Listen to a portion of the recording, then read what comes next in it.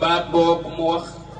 ci baat yooyu mu wax te mooy assalaamu aleykum wa rahmatullahi taala wa barakaatuhu. nee nuyoo boobu nag nee ci suñuy làmmiñ la génnee waaye ci suñu ay kilifa la jóge. nee ci kilifa yooyu ka ci jiitu mooy xalifa ba muy Cerno Aliyu Usmaan Sow ak ñam bokkal dëkk ba yépp ci seeni kàddu. nee ci lañ ci kàddu yooyu lañ leen di joxe nuyoo yooyu waaye ñu waxaat alhamdulillahi rabbil alamin.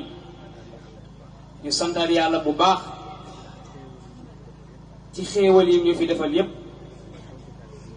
ne jotaay bii ci xéewal yooyu la bokk kon nag ñu ngi sant yàlla bu baax alhamdulillahi rabbil alamin. ne daanaka daal suñuy kàddu ne ay kàddu la yoo xam ne mënuñu koo bañ a yëkkati rek waaye liñ fi jot a dégg ne daanaka jotoon naa doy sëkk ndax liñ fi dégg ñëw fekk tëggkat yonent bi sallallahu alayhi wa sallam yi ñu ñuy taggal yonent bi xol yi di féex suñu cofeel ci yonent bi di yokku suñuy cofeel ci suñuy kilifa tamit di yokku te loolu buñ fa yemoon rek doy na waaye ñu ñëwaat gisaat jotaay bi kàddu yi fi jot a jib yenn kàddu yi jóge ci ay ndaw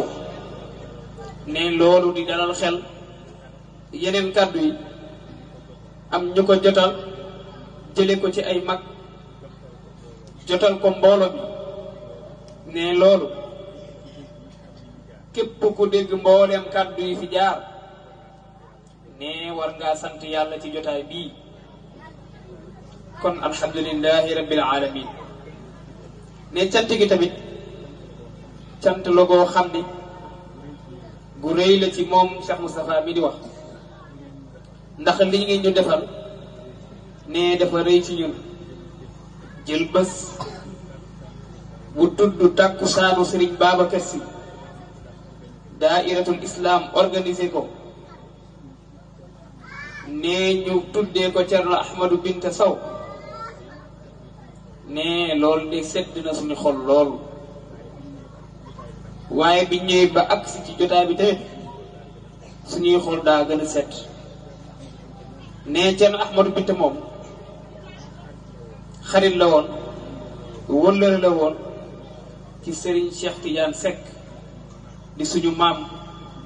di suñu kilifa di mag nag di kilifa ci diine l'islam bii mu liggéey ci lu rëy loolu rek njeexintal yooyu rek mooy feeñ ci tund bii kon alhamdulillah.